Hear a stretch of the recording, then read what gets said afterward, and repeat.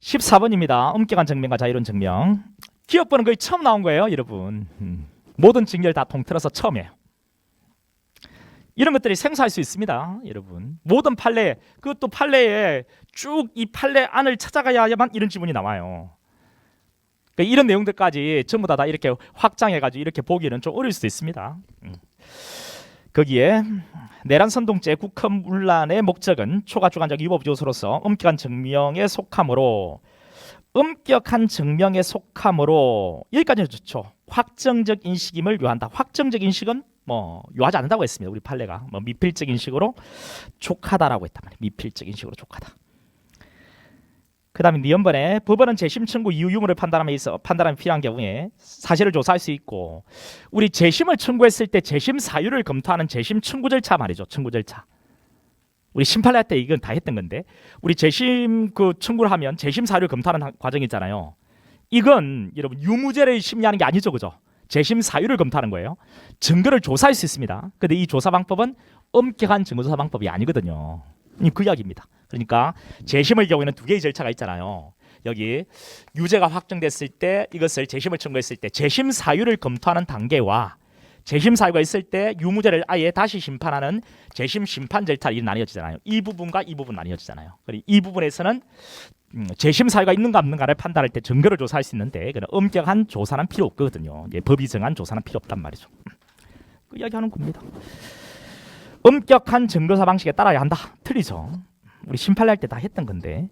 디귿번에 공모관계 인정하기 위해서 엄격한 증명이 요구되지만 피고인이 공모관계를 부인하는 경우에 상당한 관련성 있는 간접사실, 중앙사실. 그 디귿번하고 리얼번은요, 이런 거 여러분 기억나실 건데요. 이게 저 기본적인 좀 이해의 틀입니다. 이런 형태도 거의 처음이에요. 리얼번 이거는 처음이죠. 근데 이런 거는 많이 나왔단 말이죠. 많이는 아니고 이 출제됐단 말이죠. 뭐냐면 고의를 증명할 때 말이죠. 고의, 즉 범위를 증명할 때. 제가 이제 살인의 고의 이걸 증명을 어떻게 할 거냐. 이 고의도 주관적 구성 요건 요소니까 엄격한 증명이어야 돼요. 이거 어떻게 증명할 거냐. 마음속에 있는 건데, 내심에 있는 건데, 내 마음 안에 있는 건데 이걸 어떻게 증명할 거냐.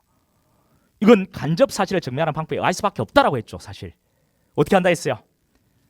이 사체를 부검한 부검이를 불러내면 돼. 그래서 어떻게 한다고요? 자, 정심으로 하면 됩니다. 어떻게? 어디를 찔렀는지, 몇 번을 찔렀는지, 어느 정도 깊이로 찔렀는지 이걸 보는 거죠. 심장을 한 100번 찔렀더라. 어떻게 됐더라? 벌집이 됐더라. 이것을 가지고서 결국 살인의 고의를 증명하는 거죠. 됐죠? 앞으로는 그러니까 이런 류의 내용은 그냥 통째가지고 기억하면 돼요. 그러니까 마음속에 있는 거 있지. 이런 부분들은 그것을 바로 증명하기 어려워요. 어떻게 증명해요? 마음속에 있는 것을. 이런 것은 간접사실, 정황사실을 증명하는 방법이 알 수밖에 없다. 이것은 어떤 의미라고요? 간접사실, 그러니까 어디를 찔렀고 몇 번을 찔렀고 어느 정도 깊이를 찔렀고 이런 것을 증명해가지고 결국은 마음속에 있는 것을 간접적으로 증명하겠다는 거예요. 이런 내용들을 앞으로 들으실 때 이것을 가지고 조금 그것을 계속 수업을 듣고 이해하고 하면 그게 깊이가 있어져요. 그 단 수업을 들으실 때 그걸 드러내기 위한 노력을 했을 때 이야기죠. 근데 대부분 그런 노력 안 해요. 그냥 와가지고 수업을 듣다가 끝까지 버티지도 않아. 왜? 시간 낭비라 생각하니까. 쥐는 결론만 한 번 더 확인해보고 싶은 거야. 그러면 오지 마세요, 여러분들. 그러면 듣는 거 별 효과 없어요. 똑같은 점수가 나올 수가 있단 말이에요. 기출지문을 보더라도 앞번에 이야기했던 대로 그 기출지문의 의미를 한번 생각해 보시라고요. 의미. 그래서 왜 이렇게 답이 나오는지 이런 것을 음미해 보면서 한 번 더 보는 거, 이게 지금 필요합니다. 한 번 더 듣고.